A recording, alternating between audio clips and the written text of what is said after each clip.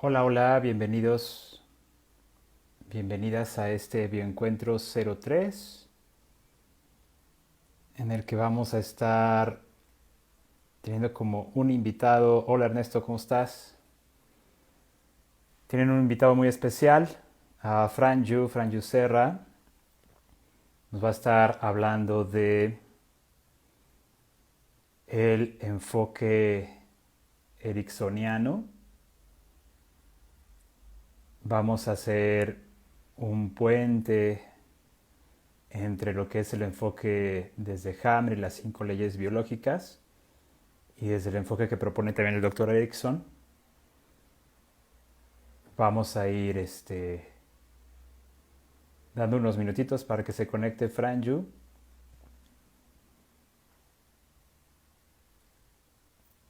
Hola Matilda, ¿cómo estás? Aquí sí ya se conectó.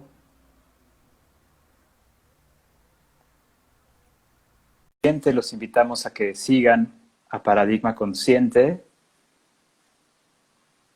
de Franju Serra.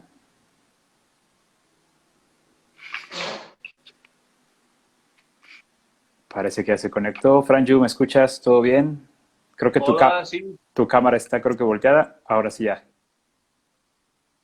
ahora sí. Perfecto. ¿Cómo estás, Franju? Bien, muy bien. ¿Y tú, Eric? Bien, bien, bien, aquí estamos. Súper. ¿Qué has hecho? ¿Cómo andamos? Bien, todo muy bien. He estado preparando varias cositas. Se cortó un poquito. Cuéntanos, cuéntanos. Sí, he estado preparando varias cositas estas semanas.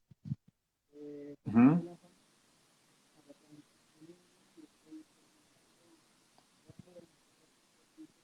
Se escucha entrecortado tu micrófono por ahí. A ver si. A ver. Ahora sí ya. Sí, pues he estado estas semanas trabajando en una plataforma digital que estoy abriendo de aprendizaje en línea y en eso Ujú. he estado un tiempo enfocado estos días. Súper. Pues invitamos a que a quienes nos estén viendo que sigan a Paradigma Consciente. Franju está súper activo en esta temporada. Ha tenido en su canal, en su cuenta de Instagram, invitados así súper de lujo de hablar de distintos temas y los invitamos a que lo sigan. Y aparte, bueno, les cuento un poquito de él, está radicando en Guadalajara, él es de origen español, ¿eres de qué parte de España? Mallorca. Mallorca, ¿verdad? De Mallorca. Y bueno, lo conozco a él desde, ¿qué será? Como unos 5 años, yo creo, unos 4 o 5 años. Nos Fácil. conocimos en los seminarios de Luis Felipe Espinosa, de Conciencia Bio, que también invitamos a que sigan a Conciencia Bio. Y pues ahí estuvimos todo el tiempo ahí ¿no? Compartiendo como saberes, intuiciones, ¿no? Aproximaciones. Y desde aquel entonces, Fran Yu siempre me hablaba de este enfoque, ¿no? De Milton Erickson, de lo que Erickson proponía en su enfoque. Y pues platícanos un poquito, Fran Yu, qué te, ¿qué te llamó la atención a nivel personal? En primer inicio, lo que proponía Erickson, sobre todo un poquito ya relacionándolo con lo que son las 5 leyes. Cuéntanos. Sí, yo conocí primero el doctor Hammer, las Ujú. 5 leyes de Hammer, a través de Corbera y luego a través del doctor Espinosa. Ok. Y primero tuve ese contexto y con el tiempo se conectó Claudia, saludos. Hola, Clau. Con el tiempo y también asistiendo a los seminarios con el doctor Espinosa, él hablaba y mencionaba sobre Erickson y de hecho recomendaba el libro de Mi voz irá contigo. Ujú. En ese libro descubrí y luego indagando y buceando en otros libros fui dándome cuenta de lo bonito y también por influencia del doctor Espinosa sobre todo, por hacerle caso y leer, fui descubriendo lo bonito que puede ser y también porque él estaba compartiendo en sus seminarios cositas que él empezaba a practicar, a aplicar sobre abordajes ericksonianos, ¿no? De Erickson surgen un montón de escuelas. La programación neurolingüística de Grinder y Bandler se basa en 3 psicoterapeutas, en el estudio y en el análisis de lo que hacían Virginia Satir, Fritz Perls y Milton Erickson. Entonces hay varias escuelas que se nutren de Erickson, y la parte más bonita que yo veo de Erickson es que nos da herramientas de comunicación y una manera de pensar muy original. Muy original. Algo que es como un denominador común entre las escuelas que se nutren de Erickson, es que encuentran maneras simples para resolver problemas complicados. También desde el diálogo se puede hacer muchísimo. Erickson mismo, una herramienta o técnica que usa mucho es el reencuadre. El reencuadre es, normalmente vemos las cosas de una manera, y un reencuadre es que nos expliquen una nueva manera de ver las cosas. Algunas escuelas hablan también del autoengaño, en el sentido de que la verdad absoluta, pensamos que nuestra manera de ver el mundo es la realidad absoluta, pero cuando más ahondamos y más investigamos, nos damos cuenta de que lo que ahora es válido, a lo mejor mañana no lo es. Entonces, estas escuelas se enfocan más no tanto en tu opinión, sino que tu manera de ver el mundo sea o no funcional. Si no es funcional, es mejor cambiar tu manera de ver el mundo, aunque no sepas si es totalmente real o no, a una que sea más funcional, ¿no? Algo también bien bonito que tienen tanto Erickson como Hammer es que sus enfoques son naturalistas. Ellos, tanto Hammer como Erickson, confían en el poder de la naturaleza, de nuestro organismo. Trabajan los dos con la esperanza. La esperanza es un pilar muy clave también en los dos, tanto en Erickson como en Hammer, porque los dos sostienen que el organismo tiene muchas capacidades para restaurarse y para recuperar el equilibrio y la salud. Y ese enfoque naturalista creo que ahora está a lo mejor surgiendo un poco, pero ha habido momentos históricos en los que ha habido demasiada desconfianza hacia el organismo. La interpretación de la enfermedad como algo negativo, Hammer nos abre esa posibilidad de darnos cuenta que hay síntomas que vienen ya en fase curativa, y el propio Hammer también confiaba mucho en el poder de las personas, les ayudaba a veces a reorientar, les proponía cosas, y ahora muy recientemente en el live que tuve con el doctor Espinosa me compartió algo que no sabía o tal vez se me olvidó. Me comentó que Itziar Orube, que es alumna directa de Hammer, ya en paz descanse, falleció un tiempo atrás. Estuve en Coyoacán en un curso con ella, organizado también por él mismo, por el doctor Espinosa. Me recordó nos compartió que Itziar le había comentado que Hammer ya estaba empezando a leer a Erickson de tiempo atrás. Erickson no creo que leyera a Hammer porque es bastante más antiguo. Es casi, creo que ya había fallecido. Pero sí, ahora Itziar, Claudia puso unos corazoncitos para Itziar.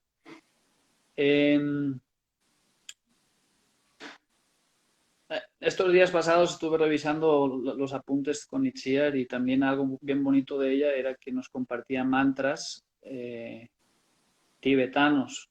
Ella tenía mucha sensibilidad también por ese tema. Entonces, para reconducir hacia donde estábamos yendo, lo que Hammer empezara a leer a Erickson creo que también es un indicio de que por ahí puede haber un camino bien bonito donde pueden confluir estos dos modelos, porque el de Hammer es muy podremos decir que es un modelo diagnóstico nos ayuda a entender qué le pasa al organismo, qué cosas están activas, qué cosas están ya en una fase, qué cosas ya están en fase tal vez cicatricial. Nos ayuda a entender cómo funciona el organismo y Erickson nos ayuda a comunicar mejor las cosas y proponer tareas, abordajes, metáforas. Es como que uno es el mapa y el otro es la bicicleta. Ok. Haciendo también alusión a un comentario de un diálogo anterior que tuve con Gerardo Jiménez, compañero que creo que también está aquí ahora en vivo. Ujú.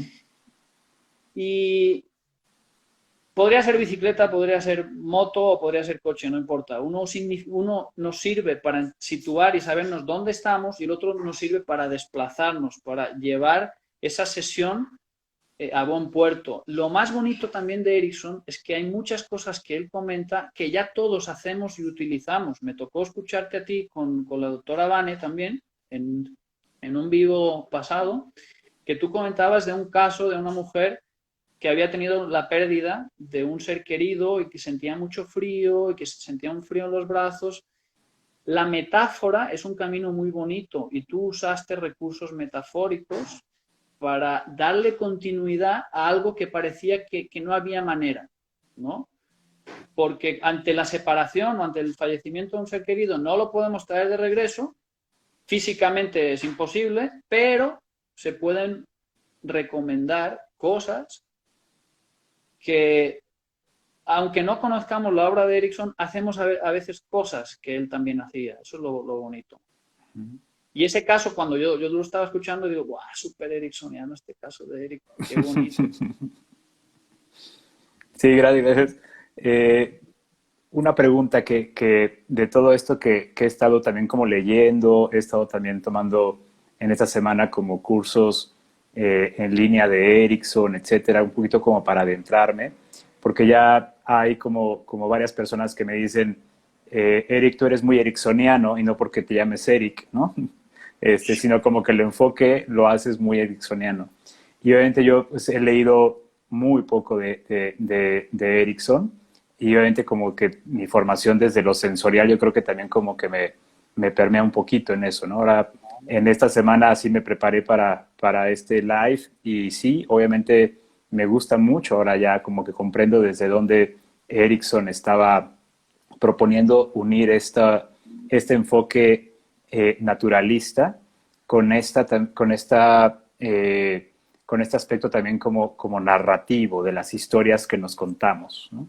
Entonces, ¿qué encuentras tú digamos, qué encuentras en Hammer de Erickson y qué encuentras de Erickson en Hammer? ¿Cómo haces esa relación teniendo en cuenta este enfoque naturalista, Franjo? Yo creo que los dos tienen un pilar importantísimo que ya lo comenté, es esa esperanza. Okay. En el libro de Dan Short, este de aquí, Uh-huh. es un libro que ha sido traducido en varios idiomas y cada traductor, Dan Short, le da la opción de añadir, quitar, poner, es muy flexible él en cómo traducir, en cómo su obra se pueda expandir a otros países. Por ejemplo, en castellano tiene un nombre, se ha editado este libro aquí en México y en España con coautores diferentes. Algo bien bonito y también la versión italiana, porque este libro tiene un pequeño prólogo conservado de la versión italiana, habla mucho de la resiliencia y la esperanza. Okay. Recordando que resiliencia es la capacidad de resistir ante las adversidades. Cuando viene algo difícil, pues poder lidiar con eso y continuar. Creo que los dos tienen un poquito de eso, o mucho de eso. Desafortunadamente, cuando nos dan diagnósticos graves, en la medicina alópata hay poca esperanza en algunas cosas, porque como siempre han hecho las cosas de la misma manera, siempre han tenido unos resultados muy parecidos. Si alguien tiene un resultado fantástico, lo califican como remisión espontánea y no investigan, porque ellos están en lo cierto. Y Erickson también tenía casos, por ejemplo, el primer caso que se cita en este libro es de un señor que llevaba 11 años sentado en una silla de ruedas y su esposa le ayudaba en todo. Y este señor estaba enojadísimo con la vida. Y solo podía mover un dedo y un poquito la cabeza. Y estaba, yo creo que hasta maldecía todo. Erickson, algo bien bonito que hace es hablar a las personas un poco en la forma en que las personas hablan. Si tiene un niño, le va a hablar como un niño. Si tiene una persona que todo el rato maldice, él también va a maldecir porque por ahí es como que hay más sintonía. El rapport, la empatía, todo eso genera mayor proximidad y Erickson, las escuelas, el coaching, de PNL y de muchas cosas, cuando usan el rapport, yo no sé si antes de Erickson se ponía tanto énfasis en el rapport o no, pero creo que él fue uno de los pilares fundamentales en esto. Entonces, en este caso, Erickson le dice, ¿sabes qué? Lo único que te conviene hacer, yo parafraseo, o sea, cuando lean el caso, yo muchas veces lo cuento a mi manera, pero no lo cuento así totalmente literal, pero más o menos. Lo único que podrías hacer es mover tu maldito dedo y un poquito el cuello de vez en cuando, porque ni para eso eres bueno. Algo así le dice, así atacándolo. Y el señor se va enojado a su casa diciendo, pues voy a mover el dedo solo para demostrarle a este no sé qué que no sirve para nada. Empezó a mover el dedo y empezó a sentir cosquillitas, calambritos y cosas en el dedo contiguo. Y luego luego en el otro, y así sucesivamente. Y un año después, no sé cuántas sesiones más tuvieron, pero también era muy breve Erickson, como que un año después fue a ver a Erickson y ya tenía una movilidad impresionante y Erickson le dijo, ahora lo que vas a hacer va a ser pintar una cabaña. Y dijo, ¿estás loco? ¿Cómo voy a...? Y pintó una cabaña entera por adentro en 3 semanas. El siguiente reto fue pintar un dúplex entero y ya tardó solamente una semana. Estamos hablando de un señor que se pasó 11 años sentado en una silla de ruedas, que no había intentado casi nada porque en todos lados le decían que era imposible y sabemos que hay posibilidades si hacemos cosas. Si hacemos más de lo mismo, tendremos más de los mismos resultados. Entonces, ¿fue un caso milagroso, mágico? No, fue un caso de reiniciar la movilidad en una persona que se había creído que no podía moverse.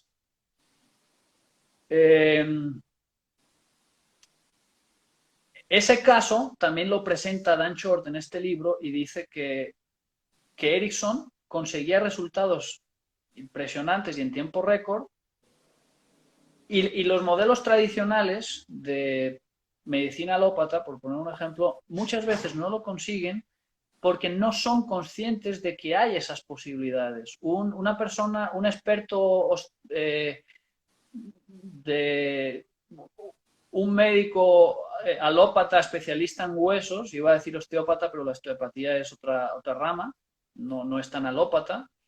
Entonces, alguien muy oficial, muy del paradigma actual imperante de medicina, la medicina alópata, tiene unas ideas ya preconcebidas y jamás va a poder hacer cosas así porque son herederos un poquito de una manera de pensar que no abre posibilidades. Eso también es algo bien bonito, abrir posibilidades. Tanto Erickson como Hammer abrían posibilidades, buscaban maneras, a ver si puedes hacer esto, aquello, lo otro, vamos viendo. ¿Qué hay de Hammer en Erickson? De Hammer en Erickson yo creo que sigue habiendo esa parte de confiar en el organismo. No hay mucho más de Hammer en Erickson porque Erickson es previo a Hammer, pero aunque Erickson no conociera, lo que yo veo es que Hammer descubre una manera muy perfecta y precisa de cómo funciona nuestro organismo y cómo la percepción media todo esto, cómo la percepción es la puerta de entrada y de salida y de regulación de intensidad de los programas. Algo bien bonito que también quiero rescatar y que estoy muy de acuerdo de tu live con la doctora Vane es que comentaste algo así como que la percepción es mucho más importante que las emociones. Y yo estoy totalmente de acuerdo en eso.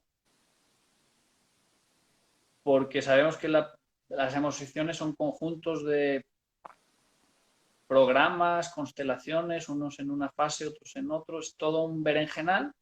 Y sabemos que la percepción también, a través de este modelo, es precisamente eso que acabo de compartir, ¿no? Que es la puerta de entrada y de salida y de regulación de esos mismos que son los programas, ¿no?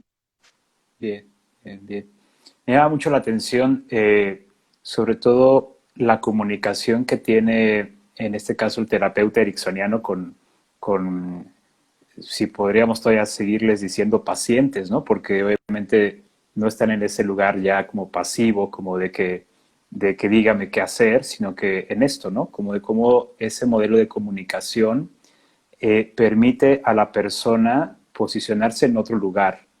Es decir, ya no es este típico modelo en el que una persona va con un experto y le cuenta el problema y desde una actitud pasiva, ¿no?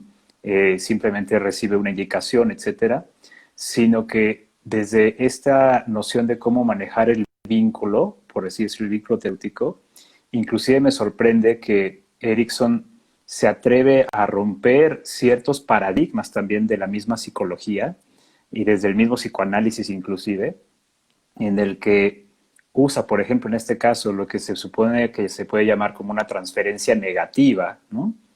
O sea, como que eso muchas veces los terapeutas evitamos, ¿no? Como que nos queremos llevar siempre bien con las personas que Claro. vienen con nosotros, ¿no? Y a través de esa transferencia negativa hace una indicación, ¿no? Probablemente hace una indicación con mucho sentido, como tú dices, naturalista, mucho sentido también corporal de lo que pasa, ¿no? Entonces, es interesante este enfoque. Cuéntame un poquito, Franju, el rol de la imaginación entre este modelo bueno, bien como este enfoque naturalista de Erickson y Hammer, ¿no? Y cómo la imaginación permite, ¿no? En esto que también tú comentas, ¿no? De la percepción, en cómo poder reescribir esa narrativa que la misma persona se está contando, en este caso que tú cuentas, ¿no? A mí alguien me impuso esa narrativa que yo por mi lesión voy a ser una persona inválida, ya no va a hacer absolutamente nada y a partir de ahí cero, ¿no? ¿Y qué rol tiene como la imaginación? Erickson habla algo de la imaginación, cuéntanos. Mira, yo lo que te puedo compartir es en base a lo que he leído, Ok. experiencia del modelo. He estudiado, una vez tomé un curso de un día con Jeffrey Sachs. Ujú. He sido muy autodidacta de leer y bueno, y la influencia del doctor Espinosa, que también es importantísima. Ujú. La imaginación, creo que Erickson es más de actuar que de imaginar Ok. y de sembrar. Mm. Algo también que comentaste que me resonó es la fragmentación, es otra técnica que él usaba de decir, a ver, no buscamos un resultado inmediato hoy, es mejor fragmentar en pequeñas partes, vamos empezando por algo y a veces también, y en terapia breve, la escuela de Nardone también toma mucho de eso, es hacer cosas para que por debajo vayan sucediendo otras. Te voy a poner una analogía que a veces la he usado. Ok. Y es la siguiente. Si yo te invito a mi casa y quiero que tomes agua, te puedo decir, Eric, te invito a un vaso de agua. Tú a lo mejor me dices no, porque no tienes sed. Si yo a huevo quisiera, perdón, estoy hablando mexicano, si yo forzosamente quisiera que tú bebieras agua, podría suplicarte, pedirte, que lo que sea, y tú a lo mejor dices, no quiero agua. Pero si yo te invito a hacer una paseada así larga, una excursión, estoy seguro que cuando regreses tú me vas a pedir esa agua.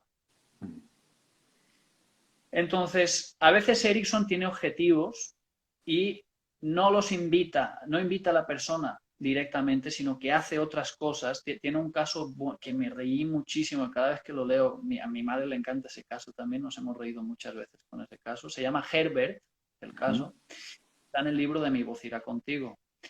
Herbert es un paciente que no quiere comer ni beber, está delgadísimo y Herbert piensa que él no tiene estómago, no tiene muchas cosas y le dan como comida con sonda y todo y le dice, pues a través de la experiencia, Erickson lo reta, le dice, te voy a probar que tienes estómago, te voy a probar que tienes sed y puedes beber, te voy a probar un montón de cosas. Le metió muchas columnas de aire en lo que le daba de comer y hizo que eruptara. Y cuando eruptó, pues le dijo, ¿ves? No puedes, forzosamente tienes tubo digestivo porque eruptaste. Y, sí, pues le ganó la partida, ¿no? Luego quiso hacer que bebiera y le puso mucha sal a lo que le dio, así por la sonda, y una sed tremenda que al día siguiente, a la mañana siguiente, creo recordar, que andaba buscando agua por todos lados. No que no bebías, no que no tenías sed, no que... Entonces, Erickson tenía muchísima pericia para ver cosas y decir, esta cosa la voy a usar para esto otro. Y es como si tuvieras cubiertos, por decir, a veces son cosas, una metáfora esa que a veces la he usado y es, imagínate que estás comiendo y tú solo y tienes un tenedor y te pica la espalda y no alcanzas con la mano. Agarras el tenedor y te alcanzas. El tenedor no está hecho para eso, pero sirve para lidiar con eso, ¿no? Entonces creo que Erickson era muy original en agarrar esto y usarlo de esta otra manera. De hecho, se le llaman, otro pilar fundamental es la utilización en su obra. Y es precisamente eso, usar las cosas que están ahí y darles un uso diferente o darles un uso enfocado a lo que queremos llegar. Entonces, la imaginación como tal sí creo que es muy buena y es muy positiva, pero creo que Erickson era mucho más pragmático, mucho más práctico, mucho más de ir in situ y de las tareas también que dejaba estaban sumamente medidas, él escuchaba a la persona y buscaba tareas. Y algo muy bonito también de él es que individualizaba siempre la terapia. Dicen que jamás hizo que en el final de su vida a veces sí contaba las mismas anécdotas, pero dice él mismo que las contaba de manera diferente según la persona, ¿no? Y algo muy bonito y fascinante que alguna vez escuché, y no recuerdo dónde, porque también he estado viendo cursos de Sheikh que encontré tiempo atrás en video, no sé si lo escuché ahí en otro lado, que creo que Sheikh comentó que Erickson jamás dejó de hacer terapia ningún segundo de su vida. En todos los contextos en los que se encontraba, usaba metáforas y tomaba, veía cosas en sus amigos y allegados y las resolvía sin que fueran motivo de consulta. El propio Syke me ha tocado leer en este libro, en el de Terapia Breve, Filosofía y Arte, compilado por Nardone y por Václavic. En este libro Syke habla de cómo dejó de fumar pipa y también me tocó escucharlo de viva voz de él. Esa historia es bonita porque me tocó vivirla por dos vías. Dice que él de joven, como intelectual, fumaba con la pipa y andaba aventando humo y todo, y era como normal entre los psicólogos intelectuales de la época. Y Erickson se quiso hacer responsable de eso y le sembró unas semillitas que luego crecieron. Y lo tomó por 4 o 5 horas y le dijo, esto de fumar pipa es complejo y es difícil saber cómo fumar elegantemente pipa. Y le dijo, puedes ponerte la pipa en la comisura del lado derecho, del izquierdo, justo la mitad, una tercera parte. La pipa deberías prenderla con encendedor o con cerillos. El humo lo deberías tirar hacia arriba, hacia abajo, hacia la izquierda, hacia la derecha. Empezó a hablarle de 1000 posibilidades de hacer muy bien y elegantemente eso y le sembró millones de dudas de cómo fumar elegantemente pipa y ahí lo dejó. Y él comentó que estaba así como a cara, ¿y esto qué? Meses después, él estando en un semáforo en rojo, avienta la pipa. Dice, ya no voy a fumar pipa. Y años después hizo el link y conectó y dijo, ah, caray, dejé de fumar pipa por toda esa batería de esas 4 horas que me tuvo Ericsson así. Y él nunca le preguntó a Ericsson. Entonces Ericsson se hacía muchas veces responsable de cosas ajenas y decía, bueno, voy a hacer algo para mejorarle un poco la vida a este compa, ¿no? Y habla algo también muy bonito que me tocó escuchar, bueno, perdón, me tocó darme cuenta, es que hacía algo así como terapia invisible, porque llevaba el ámbito terapéutico fuera del consultorio. Él a veces recibía a alguien, no escuchaba el problema, luego decía, en 2 semanas voy a ir a su casa, este es un caso también de Mi Voz Irá Contigo, y le voy a pisotear los pies a esta muchacha, voy a ir a ver a su hermana por otra cosa y le voy a pisotear los pies. Y con eso se va a curar. De esa, bueno, curar. Cuento muy brevemente ese caso porque también es bien bonito. Era una chica que tenía complejo de tener los pies muy grandes. Algo así creo que era. Y Erickson se da cuenta y dice, bueno, busca una excusa luego, un tiempo después, para visitar a su hermana, que creo que es su hermana o un familiar o algo, y esta chica estaba por ahí, creo que era una chica, y él mismo, Erickson, decía, chin, ¿qué hago? ¿Cómo le hago? Todavía no lo tenía. Entonces, en ese mismo momento, checando a su familiar, que no sé si era hermana o no, dice, la voy a pisar. Y lo más importante, y aquí creo que usa un reencuadre, porque lo importante no es lo que hagas también, también es cómo luego lo reacomodas. Porque la lógica normal es, si te pisan los pies es porque los tienes grandes. Pero él no, él sabiendo dijo, le voy a dar la vuelta. Y entonces le pisó, le dio un pisotón fuerte y la regañó. Le dijo que debería tener los pies, que tenía los pies muy pequeños y que él no vio sus pies. Y se fue. Entonces, esa técnica del reencuadre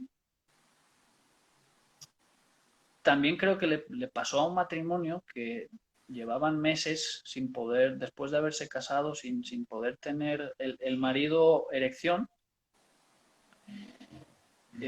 porque antes había tenido muchas experiencias, no sé muy bien, no recuerdo muy bien el caso, y la esposa enfadadísima, enojadísima con él, y él sin saber qué hacer. Erickson, ¿cómo resolvió eso? Pues con un reencuadre. Seguramente hizo muchas otras cosas, pero le dijo, es un honor, es es impresionante esto que te está haciendo tu marido de manera inconsciente.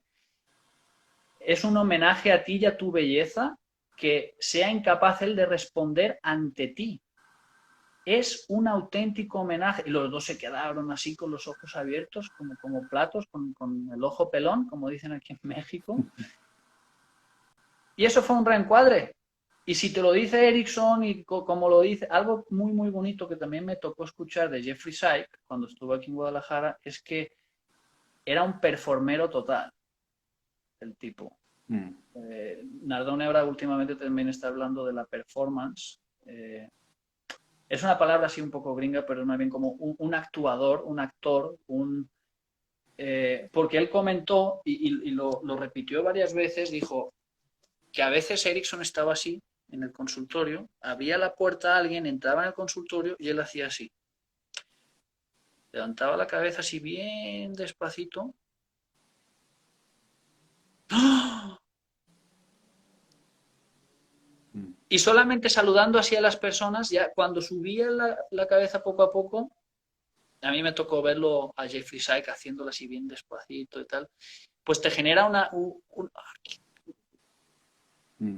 era algo así como un terapeuta de efectos especiales y eso va también en lo que comentabas del lenguaje no verbal, porque solamente dar esa bienvenida que uno, él la planeaba y la hacía así a propósito y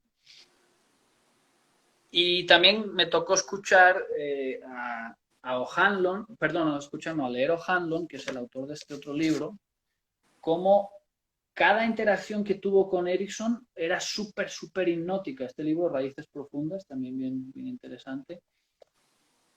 Y lo bonito también es que él rompe las fronteras de lo que es y no es hipnosis.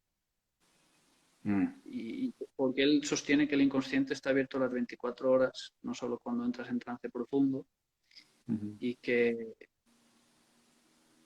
Y bueno, desde las constelaciones, de hecho, Luis Felipe, el doctor Espinosa, va a tener curso próximamente de constelaciones.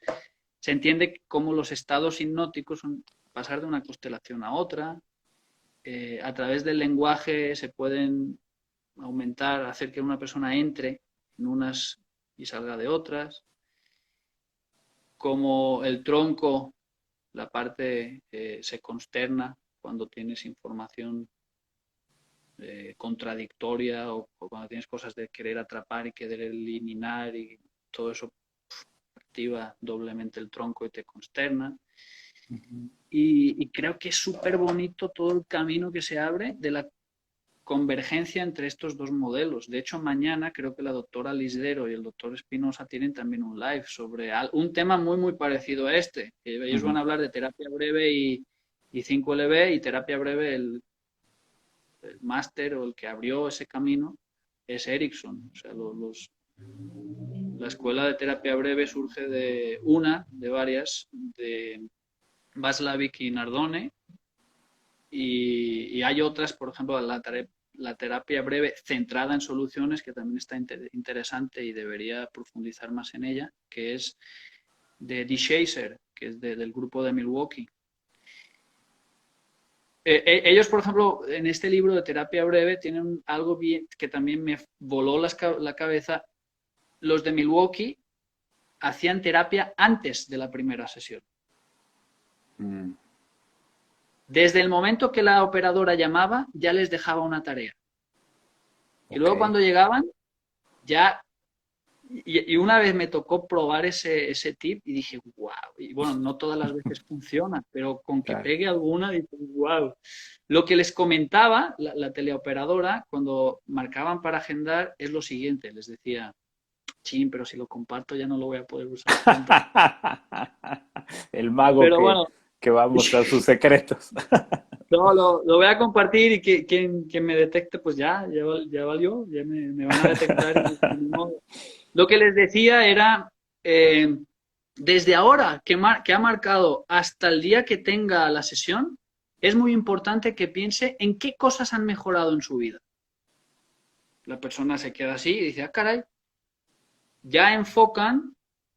Y me tocó un caso de una muchacha que me marcó y, bueno, agendamos, y al día siguiente, y como a la semana tuvimos la sesión, y me dijo, no, esa pregunta, todo lo que eran problemas, a través de esa pregunta entendí que no, que está, y como que fue un reencuadre brutal, y la sesión, yo me la pasé escuchándola, lo maravilloso que era su vida, lo maravilloso que habían sido lo que antes eran problemas que ahora ya no lo eran, y dije, wow.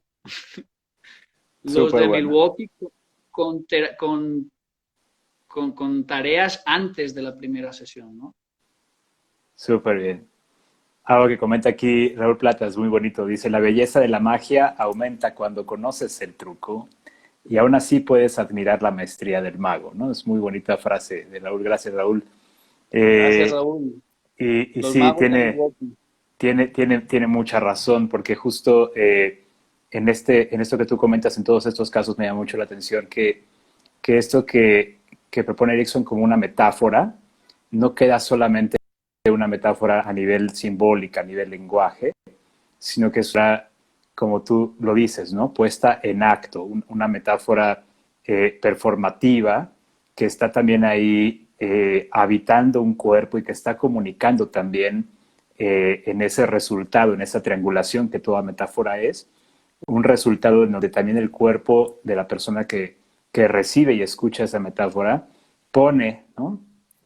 Acciona y activa una posibilidad de una apertura para poder generar nuevas percepciones, nuevas comprensiones, nuevos sentidos.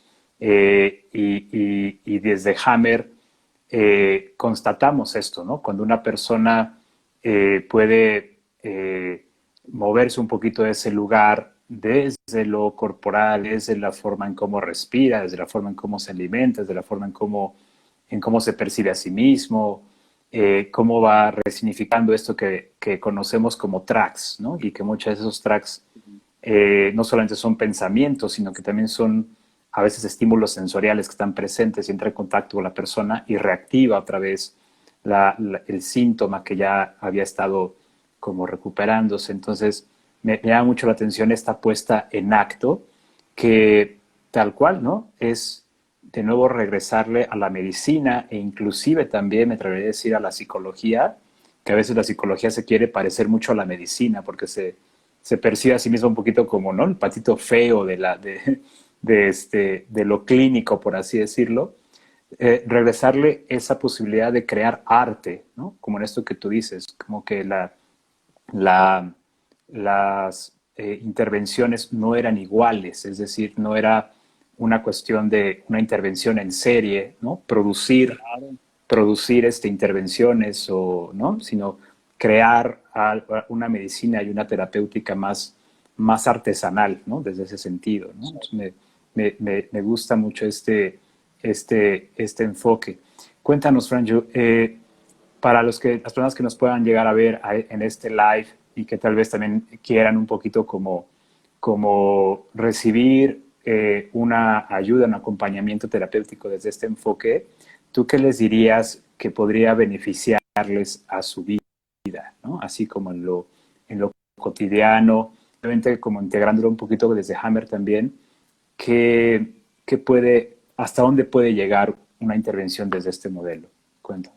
Mira, en lo que hablabas, voy a responderte, pero en lo que hablabas Mm, me acordé de algo bien bonito también, que comparten tanto Ericsson como Hammer, y es que los dos cuentan muchas veces eh, con documentación de casos y usan los casos, o al menos yo en los cursos en los que he estado, los casos son ilustrativos, porque sabes que, tal persona lo hizo de esta manera y funcionó.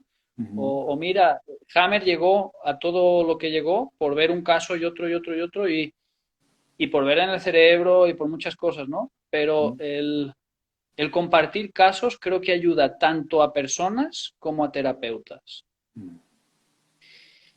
Y esto creo que puede hilarse con tu pregunta, puede hilarse la respuesta, ¿no? Porque leer casos tanto de Erickson como de Hammer es leer casos de éxito, muchos son de éxito. Y de Hammer también hay de que fallecen y no pasa nada, no somos inmortales, ni en la medicina alópata ni en ningún modelo somos inmortales. ujú, Entonces, las personas que busquen atención con este modelo pueden buscar que yo creo que desde Conciencia Bio, el doctor Espinosa está abriendo esta vía. Yo, por ejemplo, estoy ahora empezando a juntar casos propios y de compañeros y eso, para en un futuro tal vez publicar un librito que converge Ericsson y Hammer. Y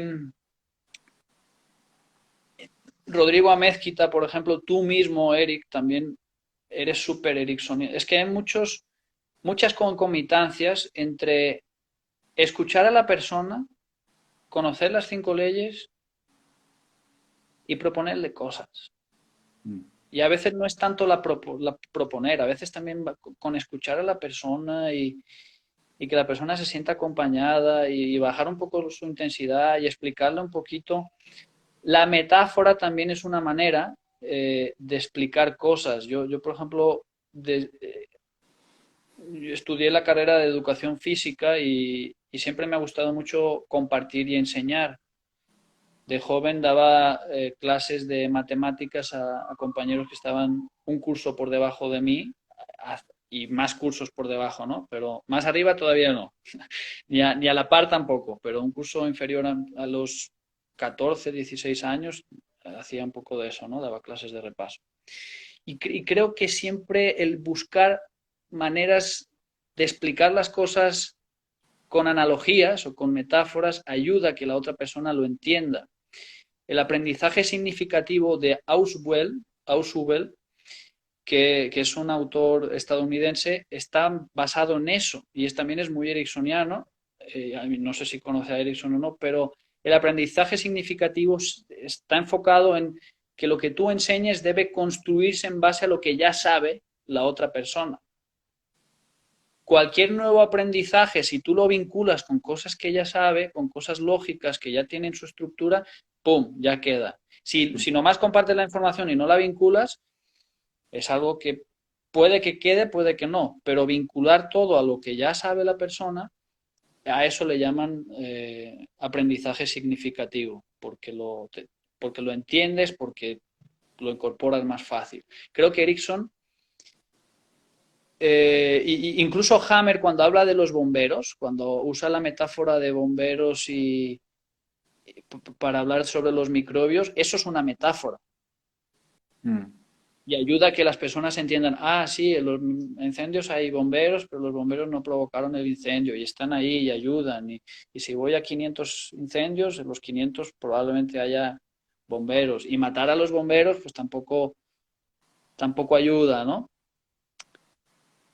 Y yo en mis eventos he tratado también todo el rato mi hámster está dando vueltas de a ver cómo explico esto, de qué manera, qué metáfora. El doctor Espinosa también usa metáforas súper bonitas. Cuando hay una que me tocó escuchar, y hace tiempo que no la oigo, pero es súper bonita, la de el colesterol que está en las arterias y no en las venas.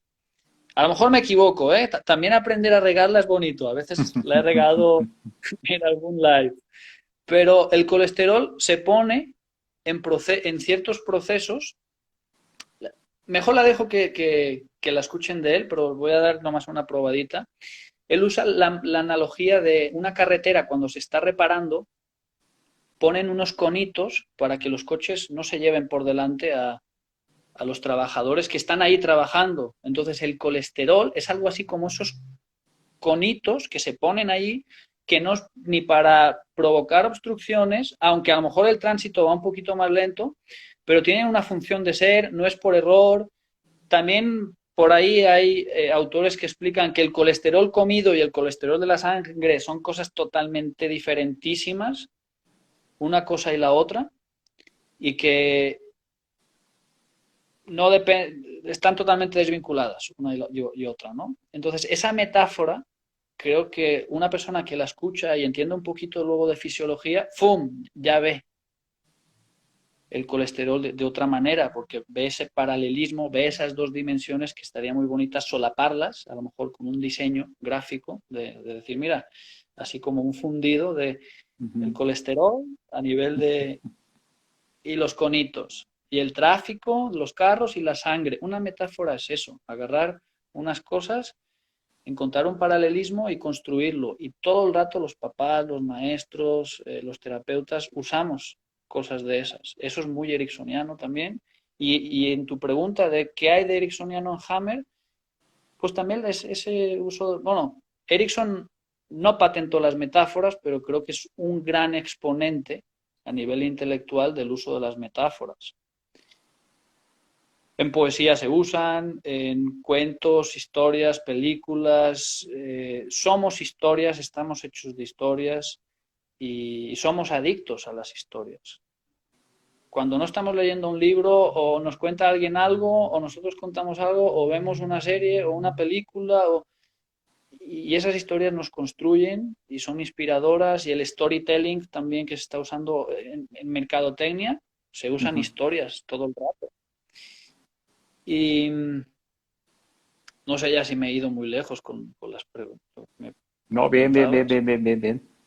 Bien, bien, Franjo. Y a nivel terapéutico, que si confían con la persona que les acompaña y sienten sintonía y están viendo cosas optimistas y los dos le ponen parte de su corazón, también se puede dar una conexión muy bonita que Hammer mapea una área cerebral que se llama ventana telepática, que está aquí en la frente. Y yo Ujú. tengo la teoría de que el propio Hammer dice que nos conecta a nivel, es una parte ya un poco metafísica de Hammer, que a lo mejor a los más puristas les daría repelús hablar de eso o que alguien hablara de eso, pero yo tengo la impresión de que es desde esta área es donde se produce cuando se hace rapport, cuando se genera rapport, probablemente haya una transferencia inconsciente de pensamientos, porque a veces uno cuando hace muy bien el rapport hace lo perfecto, escoge la metáfora adecuada. A mí una vez me tocó decir, oye, ¿por qué no te imaginas una nube? Y terminó y fue un ejercicio de visualización de hace muchos años, todavía no, estaba todavía trabajando más con el modelo de Corbera en ese entonces.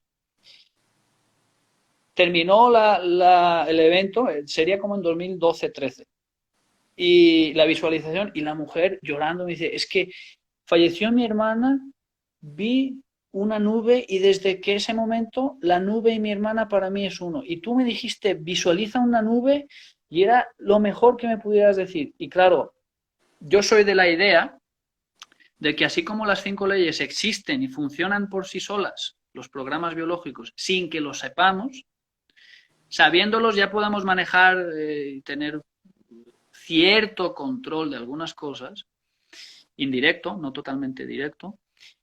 Yo soy de la idea de que la ventana telepática también está ahí y ha funcionado toda la historia, tanto para personas creyentes en ella como para escépticos. Los escépticos, está bien, pero es una creencia también, o negacionista. Creer firmemente en algo y no creer firmemente en algo, los dos son creencias. Súper, súper. Y esa ventana telepática creo que es la que hace que nos sintonicemos con la otra persona y nos venga la inspiración de, le voy a decir esto, le voy a proponer esto, y voy a hacer esto en este momento. Y creo que es una sintonización automática e inconsciente que se da. Y creo que Erickson era, por ejemplo, en Erickson sé que es un poco escéptico en algunas capacidades extrasensoriales y ciertas cosas, por el libro de Mi voz irá contigo, porque, y está bien, es súper válido, pero yo en lo personal sí creo en algunas cosas y creo que Hammer con esa ventana telepática nos da como un marco teórico de cómo se podrían explicar algunas cosas. Sí, sí, Frank, No, es interesante. no explicadas por los modelos tradicionales materialistas y párale de contar. Claro, claro, claro. Sí, como que es el siguiente paso tal vez, ¿no? En nuestra evolución, lo que se está también eh, adaptando, sobre todo a nuestra realidad, a nuestra interacción humana. Yo, a ver, cuando he leído esa parte de Hammer, a veces intuyo esto, ¿no? Como de que es esa otra habilidad que estamos desarrollando y que estamos perfeccionando y que también a través de esa ventana telepática hay cosas que también otras cosas distintas que nos podemos contagiar también entre los unos y los otros, ¿no? Y que también a través de esa comunicación que, como tú dices, va un poquito más allá de las palabras, sino que entra un poquito más de este conjunto que somos de sensaciones, percepciones, etcétera, la otra persona también recibe mensajes no verbales que tienen un efecto muy profundo, ¿no? En la persona y en cualquier interacción humana y obviamente también en cualquier interacción terapéutica. Franjo, cuéntanos ya para ir cerrando qué actividades vas a tener en tus redes, si tienes algún curso en puerta, para las personas que te van a empezar a seguir en Paradigma Consciente, cuéntanos un poquito qué viene en estos próximos días, cuéntanos. En julio estoy preparando un curso sobre endolingüística. Mañana, viernes, voy a tener también una entrevista. Me entrevistan para hablar sobre eso. La endolingüística es una disciplina creada por los doctores Meulemans y Elías, que ayuda a que el cerebro trabaje de manera holística. Normalmente tenemos un hemisferio eh, el sistema educativo y muchas cosas son muy matemáticas, muy de memorización. La creatividad, que está en el hemisferio derecho, es mucho más... no estoy hablando ahora hamerianamente, estoy hablando convencionalmente de las Uh -huh. propiedades. Estoy abriendo una plataforma que se llama academia.paradigmaconsciente.com. Ahora solamente los cursos van a ser por allá y por Zoom. Ujú. Si entran ahí, ahora nomás van a ver para hacer login y no hay nada así abierto ahora en este momento como tal.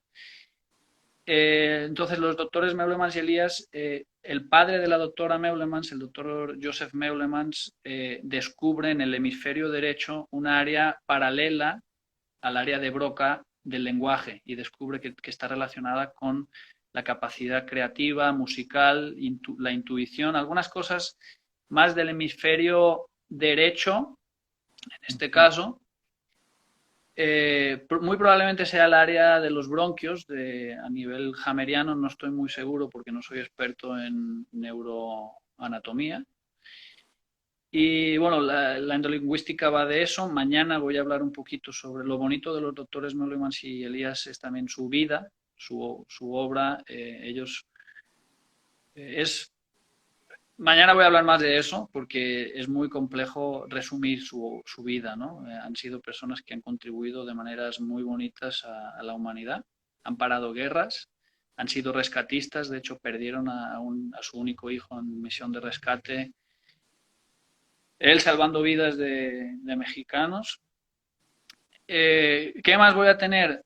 Este libro me dio la clave también, el permiso, entre comillas, de hacer mi propio sistema, porque en este libro eh, O'Hanlon analiza cómo diferentes autores sistematizan a Erickson.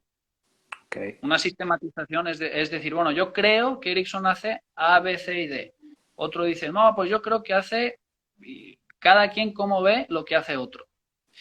Yo estoy trabajando en mi propia sistematización de Hammer y voy a tener también un curso en breve, no sé si a final de julio o principio de agosto, porque lo estoy haciendo a mano, los diseños y cosas, de una manera así un poco más artesanal, a mano y a escáner y a Photoshop y a ver cómo sale.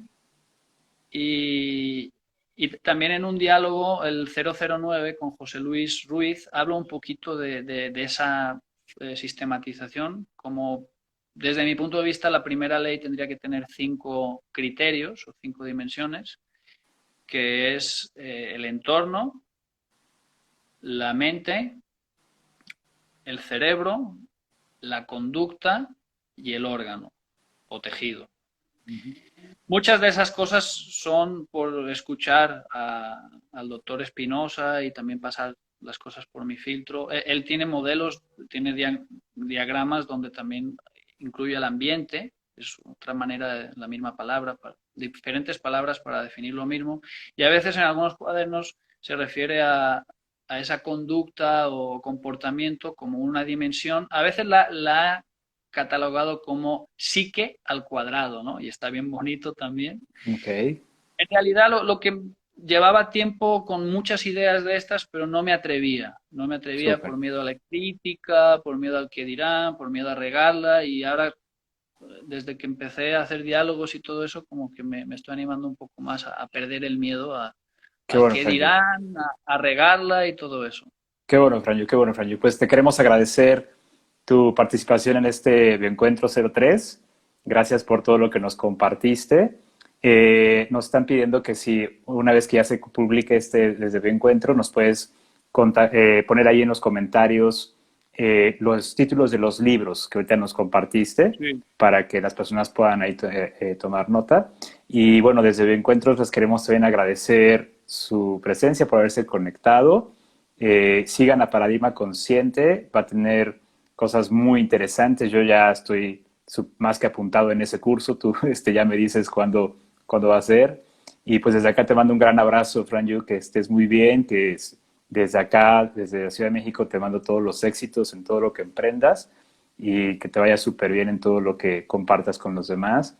Te mando un gran abrazo, que estés muy bien. Muchísimas gracias por tu invitación, por tu espacio y por tu amistad, Eric. Y también para mí es un gusto contar con tu amistad y colaboración para lo que surja en un futuro también. Ahí vamos a hacer locuras también en colaboraciones. Que estén muy bien a todos, cuídense mucho. Muchísimas Estaremos gracias. la siguiente semana con Luis Felipe Espinosa en un live acá en Bioencuentros. Entonces ya estaremos compartiendo la fecha y horario. Que estén muy bien, cuídense mucho. Muchas gracias. Bye bye. Hasta pronto.